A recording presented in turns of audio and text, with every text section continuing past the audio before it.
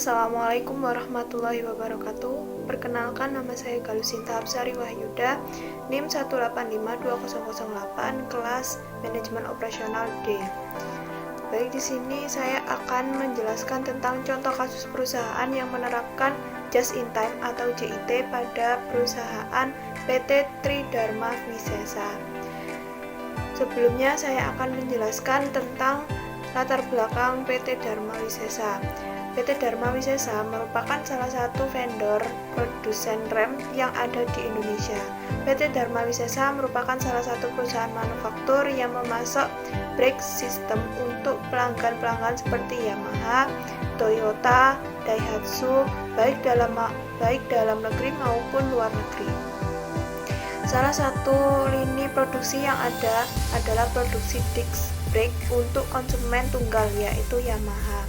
Pada perusahaan ini sering terjadi masalah pada kasus bagian produksi, mulai dari mesin yang rusak, target produksi kurang, komponen kurang, dan lain sebagainya, sehingga kegiatan produksi kurang lancar.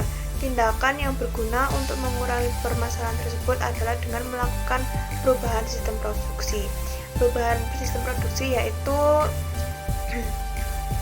tindakan yang diusulkan yaitu untuk menjawab permasalahan tersebut adalah merancang sistem produksi menjadi JIT atau Just in Time untuk menggantikan sistem produksi yang sekarang.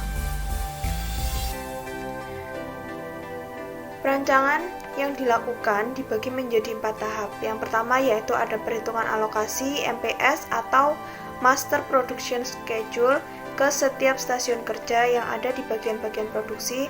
Yang kedua yaitu perhitungan jumlah kaban di bagian-bagian produksi.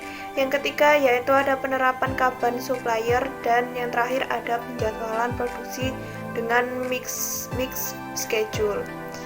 Masalah yang dihadapi adalah bagian algoritma distribusi beban kerja untuk stasiun-stasiun kerja, rencana produksi di tiap stasiun kerja yang ada, jumlah kaban di bagian produksi dan kaban supplier, model rancangan sistem produksi JIT beserta aliran materi dan informasi, dan algoritma perencanaan sistem produksi JIT.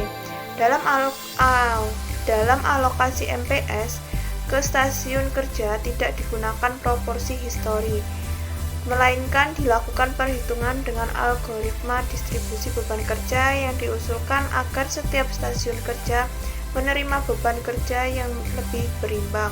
Kaban digunakan sebagai alat yang sah untuk melakukan penarikan ataupun produksi suatu produk. Jadwalan dilakukan dengan mixed schedule agar lebih dapat adaptif terhadap fluktuasi permintaan. Sistem perencanaan baru berdasarkan JIT layak diterapkan karena penggunaan biaya dan kuantitas persediaan yang lebih kecil dibandingkan dengan sistem yang sekarang dipakai perusahaan. Algoritma perencanaan sistem produksi JIT dengan menggunakan kebutuhan aktual sebenarnya lebih efisien dan sesuai dengan kondisi nyata. Hasil ini akan dapat mereduksi biaya dalam hal holding cost. Untuk kebijakan dalam pengendalian persediaan maupun permintaan membutuhkan reorder point atau ROP untuk memperlancar produksi. Dalam perencanaan dan penjadwalan membutuhkan lead time atau LT sebagai acuan dasar dalam menentukan kapasitas waktu penyelesaian produk.